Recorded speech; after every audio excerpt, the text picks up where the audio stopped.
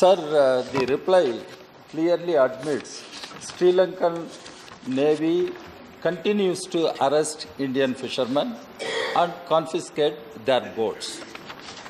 And the reply also admits the number of Indian fishermen and fishing boats in the custody of Sri Lankan authorities as on 31 July 2017 is 15 and 117 respectively. In this regard, the Chief Minister of Tamil Nadu has written to the Prime Minister. Several political parties are agitating and raising this issue. What is the time frame to get the release of fishermen and return of boats? Boats are not small things, very expensive boats, and if they confiscate boats, fishermen lose their livelihood, and fishermen are in their prisons. What is the time frame? What are you going to do to get the release and return of their boats? Thank you. सभापति जी, उन्होंने कहा कि मेरा प्रारंभिक वाक्य ये है कि इट कंटिन्यूज टू हैपन। ये सच है, ये तथ्य है जो मैंने लिखा है। ये सिलसिला कई वर्षों से कई सरकारें आई और गई, मगर लगातार चल रहा है। श्रीलंकन नेवी हमारे मछुआरों को पकड़ लेती है, उसके बाद सरकार गुजारिश करती है इनको छोड़ो।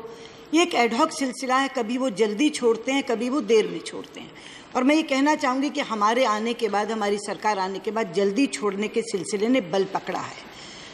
जिन 7 मछुआरों के बारे में इन्होंने कहा, आप स्वयं देख सकते हैं, मैंने जवाब में लिखा है कि उन मछुआरों को जब कोर्ट में प्रोड्यूस किया गया तो 10 अगस्त तक का जुडिशियल कस्टडी का रिमांड दिया गया, लेकिन हमारे श्रीलंका के हाई कमिश्नर के व्यक्तिगत प्रयासों के कारण 10 अगस्त तक जुडिशियल कस्टडी का रिमांड होने के बावजूद हमने उनको 28 जुलाई को छुड़वा लिया।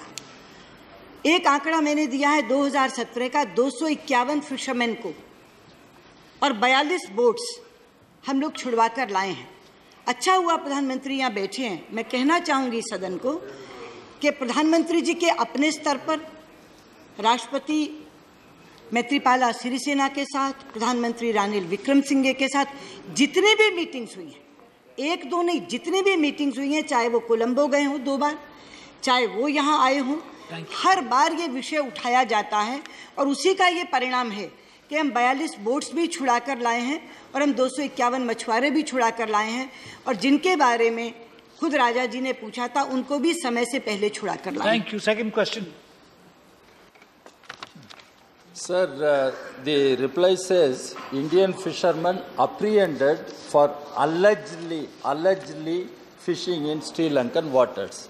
This is a big question, madam, because you say following 2-2 initiative in November 2016, when the foreign and fishery ministers of 2 countries met in New Delhi, a bilateral joint working committee mechanism was institutionalized to address the fishermen issues.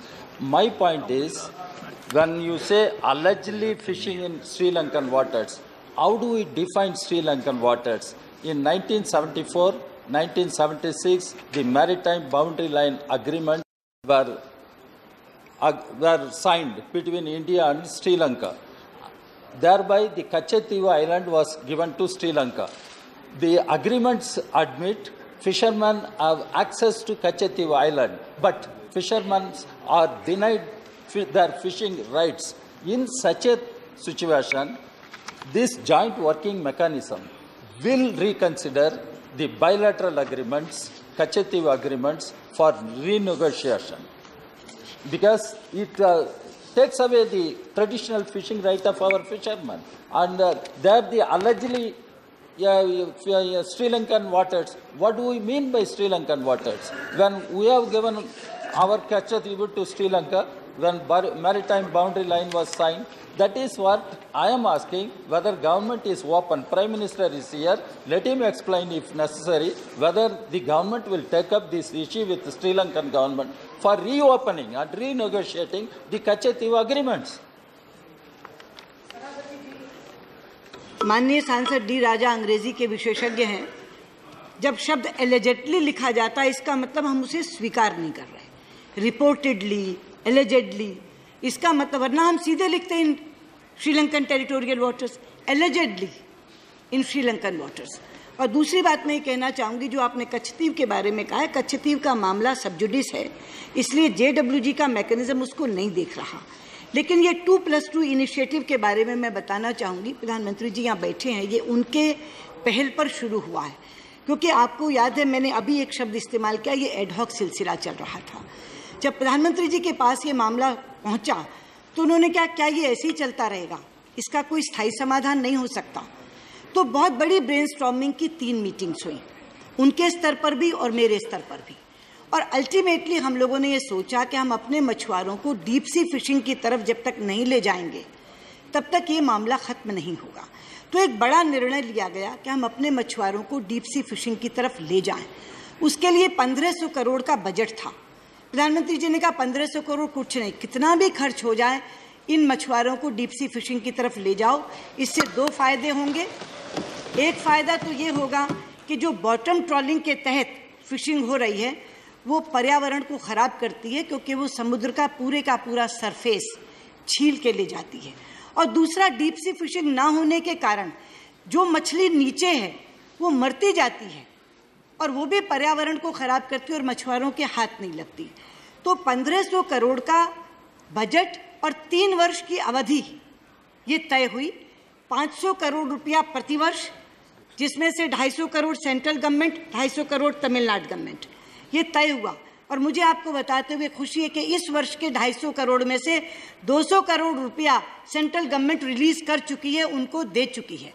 तो ये जो deep sea fishing का एक माध्यम हम लोगों ने अपनाया है, ये 3 वर्षों में जब समाप्त हो जाएगा तो इसका स्थायी हल हो जाएगा। लेकिन अब हम जो बात कर रहे हैं JWGIS पे, 2+2 इनिशिएटिव क्या था? पहली बार फॉरेन मिनिस्टर के साथ फिशरीज मिनिस्टर भारत के और फॉरेन मिनिस्टर के साथ फिशरीज मिनिस्टर श्रीलंका के दिल्ली में बैठे और वहाँ ये तय किया कि हम डीप सी फिशिंग की तरफ जा रहे हैं और इसको मॉनिटर करने के लिए दोनों देशों के फिशरीज मिनिस्टर हर 6 महीने पर मिलेंगे। और मुझे खुशी है आपको बताते हुए कि नवंबर में हमारी दोनों की मीटिंग हुई, 2 हम 2 उनके। उसके बाद नवंबर के बाद जनवरी में ही पहली मिनिस्ट्रियल मीटिंग हो गई, जहाँ हमारे फिशरीज मिनिस्टर, उनके फिशरीज मिनिस्टर, और अगली मीटिंग भी 22 अगस्त की तय हो गई। यानी 3 मिनिस्ट्रियल मीटिंग्स, 3 JWG मीटिंग्स हो गई। तो इतनी बड़ी गति से हम लोग चल रहे हैं और अब हम JWG में और मिनिस्ट्रियल मीटिंग में केवल इतना चाह रहे हैं कि ये जो अवधि है इसके बीच में अंतरिम राहत हमें दे दी जाए। कोई ऐसा मैकेनिज्म बन जाए कि जब हम बता रहे हैं कि हम डीप सी फिशिंग की तरफ ले जा रहे हैं तो कम से कम इस बीच आप ये पकड़ धकड़ मत करो, हम इसकी तरफ बढ़ रहे हैं। कच्छतीव तो मामला सुप्रीम कोर्ट में है, वो सब जुडिस।